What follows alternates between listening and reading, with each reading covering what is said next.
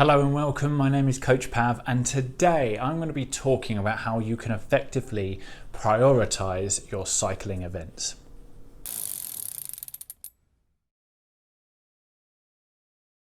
Now, in order to for this to make sense, for you to be able to really go out and employ some of the stuff that I'm going to tell you today, you do need to have an understanding of what your events, your goals are.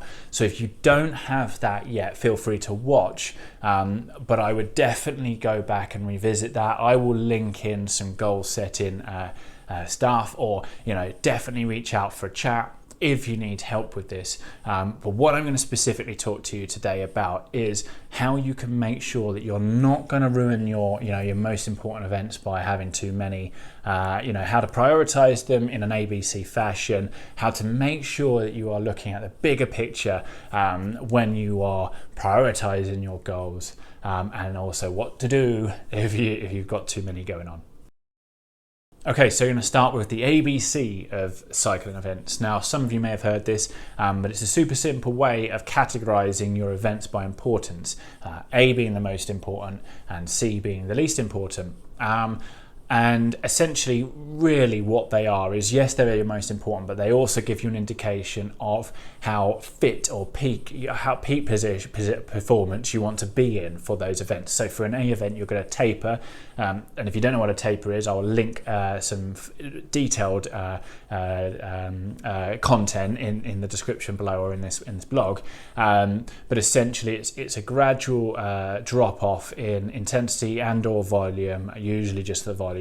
And as you progress towards your event, usually 7 days, it can be 14 days, it can be anywhere in there, depends on how much training you've been doing really, and it's highly personal. So when you think about it like that, you can see that if your A events are the ones that you taper for, when you're tapering, you're not training. So you don't want too many A events per year, because if you do that, then you end up just having lots of time where you're not actually training and a lot of reversibility, and typically what happens is you actually just underperform.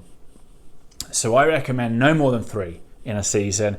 You can get away with more than 3 if that some of them are closely packed together. So they might be like road races or Gran Fondo, and they might be within a week, or at maximum maybe 2, because you can maintain between them. It's not necessarily that you're going to have to taper for that. You can just do some sessions to maintain and get through. However, I would strongly recommend no more than 3, and they ideally will be split far enough apart for you to be able to get in a good solid block of training between each, and that includes recovering after the Gran Fondo or Sportive, block of training, taper. So it's not as simple as just 3 or 4 weeks. So once you've got that in mind, you need to, if you've got your goals already and you've got more than 3, you do need to start looking at which you can knock down to probably a B. Now, a B is still an important event. You might do a small taper for it. That taper might be just a couple of days, just so that you're not super tired going into it. B events, usually they're more frequent in those who are racing, because they might be sort of events that you might not be winning, but they might contribute towards a league, for example, or a best all-rounder if you're in time trial. For people who are doing Sportives and Gran Fondos, you might not have too many B events. You might just have A and you might have C. But ultimately, if you've got an event that you're like, yeah, I do really want to do well in, or maybe it was an A, knock it to a B, and you've got a few in there. Again, you don't want too many of those. You could probably get away with 1 every training block, depending on whereabouts in that block it is.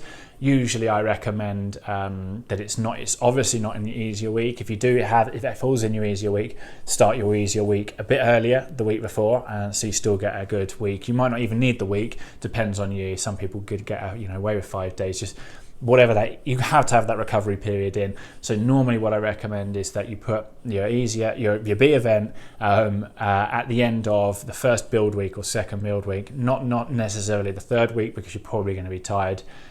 So your expectations around how you're going to perform, even with a small taper, are probably going to be poor. You're going to perform poor if you have that B event at the end of that. So you might need to fix around your timing of your build weeks, your recovery weeks and stuff. to do this. So you can see now, once you start plotting these onto a calendar, Training Peaks is awesome for this kind of thing, that once you start to do that, you can start to play around with the timing of where you're going to be doing build weeks, where you're going to be doing easy weeks and stuff like that. And then, of course, just to throw it all in there, throw a spanner in there, C events. Now, honestly, C events are just events you're going to do. Some people could even consider these, you know, riding with your club as a C event. If you're doing time trials in the UK and that's like a weekly thing, that could be a C event. They literally are part of your training. You're not going to taper for them, but they're a great opportunity to test stuff out. So you might do a weekly time trial and change the position of your bike, you know, slightly every week to see which is best. Similarly, you might be doing something like practicing your nutrition on your club rides or drafting and stuff like that. So have a focus. Don't just do them. They can be just for fun, of course, but even when you're doing them for fun, there's an opportunity there to develop something which will help you with your A events. So that is your ABCs of prioritizing cycling events. So remember, this is the thing, remember the big picture. Now, most people are very short-sighted in terms of their planning of their goals, and you might fall into this category right now if you've already got your goals set. What do you want to do in the 2, 4 or 8 years? Now, most people haven't thought that far ahead, but actually what would be a dream? What would you be really motivated to do? Like if you're struggling, if you're planning on doing, you know, your first century ride, either, you know, metric or imperial century this year, then something like doing an alpine Gran Fondo like the Maratona or the Tap might be something you really love to do.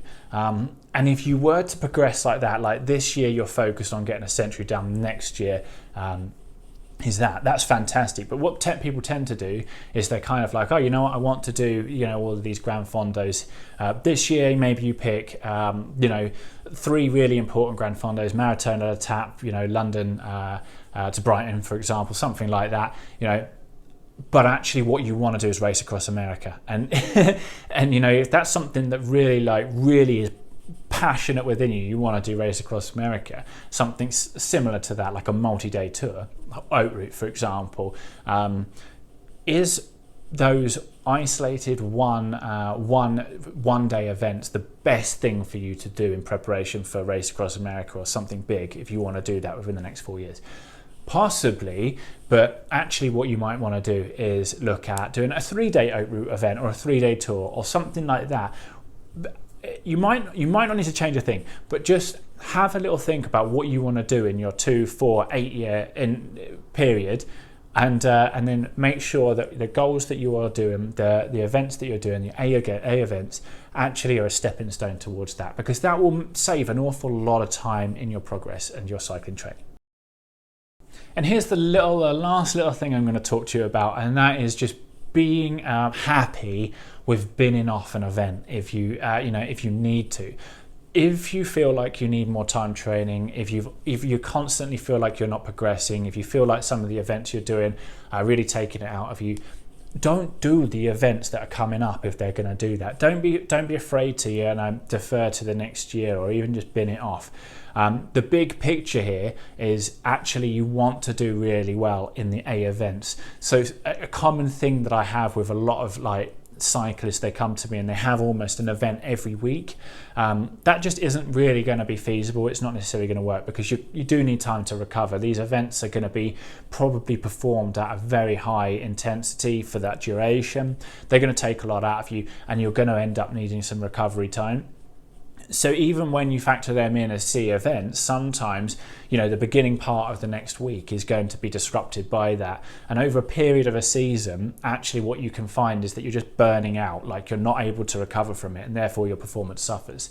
So don't be afraid to tell your mates or, pull out of an event if you know it's going to be at detriment to something bigger, because that is where a lot of amateur cyclists actually ruin, their season, is by just doing a bit too much. So less is often more with this sort of prioritization, but hopefully you've got enough information to take away and really start to look at exactly what priority your events are going to be. And of course, if you're unsure, especially if you're unsure what you want to do, and especially if now you've listened to me talk about the big picture in terms of years into the future and you don't know what you want to do, let's have a chat. Happy to have a free 15-minute consultation and discuss where the coaching is is a good fit for you. So thank you as ever. I've talked about a few topics today.